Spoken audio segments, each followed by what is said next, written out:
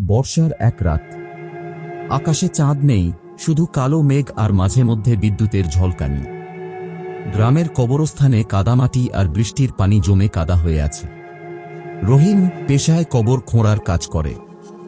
সারা গ্রামে কেউ মারা গেলে তাকে ডেকে নেওয়া হয়, কিন্তু আজকের কাজটা ছিল অদ্ভুত। সন্ধ্যার পরই গ্রাম পঞ্চায়েতের এক লোক এসে রহিমকে বলল, রহিম ভাই, আজ রাতে কবর খুঁড়তে হবে, এখনই। রহিম অবাক হয়ে জিজ্ঞেস করল, এখনই মানে? দাফনের সময় তো হয়নি। কে মারা গেছে? লোকটা গম্ভীর মুখে বলল, মারা যায়নি, খুঁড়তে হবে পুরনো কবর। 3 মাস আগে মারা যাওয়া করিম মিয়ার।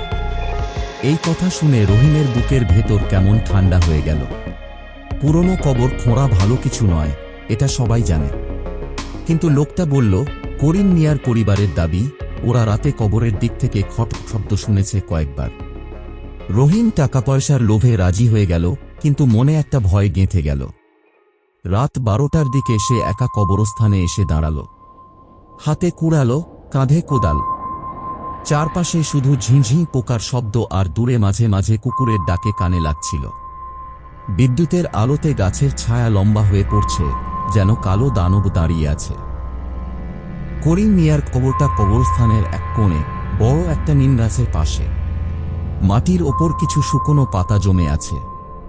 রহিম একটা লণ্ঠন জ্বালিয়ে কোদাল চালাতে শুরু করল। প্রথম 1 ঘন্টা কেবল মাটির গন্ধ আর ঘামে ভিজে যাওয়া শরীর। কিন্তু যখন মাটি সরিয়ে কফিনের কাঠ স্পর্শ করল, তখনই প্রথম সেই শব্দটা শোনা গেল, খট খট খট। রহিম থমকে দাঁড়িয়ে গেল। কোদালের হাত শক্ত হয়ে গেল, তার গলা শুকিয়ে গেল, যেন কেউ গলা চেপে ধরেছে। বাতাসের শব্দ হবে, নিজেকে বোঝালো সে। কিন্তু আবার খট খট। এবার শব্দটা স্পষ্টভাবে কাঠের ভেতর থেকে এলো, যেন ভেতরে কেউ হাত দিয়ে নক করছে। তার কপালে ঠান্ডা ঘাম জমে গেল। কেউ আছে, সে কেঁপে কেঁপে বলল, কিন্তু উত্তর নেই। শুধু আবার সেই খট খট। রহিম ভয় সামলাতে না পেরে কোদাল ফেলে দিল। কিন্তু হঠাৎ মনে হল, যদি ভেতরে কেউ জীবিত থাকে। 3 মাস ধরে। সেটা তো অসম্ভব, কিন্তু মানুষের মাথায় তখন যুক্তি থাকে না। সে কফিনের ঢাকনার চারপাশের মাটি সরিয়ে ফেলল, তারপর কাঁপা হাতে লোহার রড দিয়ে ঢাকনা ঠেলে তুলল। কাঠের ঢাকনা কোঁকিয়ে উঠল, আর সাথে সাথে একটা তীব্র, পচা গন্ধ বেরিয়ে এলো, যেন বাসি মাংস আর ভেজা মাটির মিশ্রণ। লণ্ঠনের আলো কফিনের ভেতরে পড়তেই রহিমের বুক ধড়ফড় করে উঠল। ভেতরে করিম মিয়া শুয়ে আছে, কিন্তু মুখ পুরো খোলা, চোখ ফাঁকা। তবু তার 2 হাত কফিনের ঢাকনায় চেপে আছে, নখগুলো কাঠে গেঁথে গেছে। কাঠে রক্ত জমে আছে, আর স্পষ্ট আঁচড়ের দাগ, যেন সে ভিতর থেকে বের হওয়ার চেষ্টা করেছিল। রহিমের শ্বাস বন্ধ হয়ে আসছিল। হঠাৎ করিম মিয়ার মৃতদেহের মাথা এক পাশে ঘুরে গেল, আর ঠোঁট সামান্য কেঁপে উঠল। খোল খোল। রহিম আতঙ্কে পেছনে হোঁচ খেয়ে পড়ে গেল। তার কানে শুধু কফিনের ভেতরের দম বন্ধ করা শ্বাসের মতো শব্দ বাজছিল।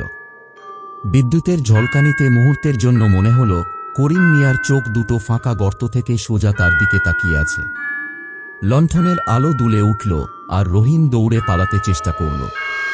কিন্তু পিছনে স্পষ্ট শোনা গেল, খট খট খট।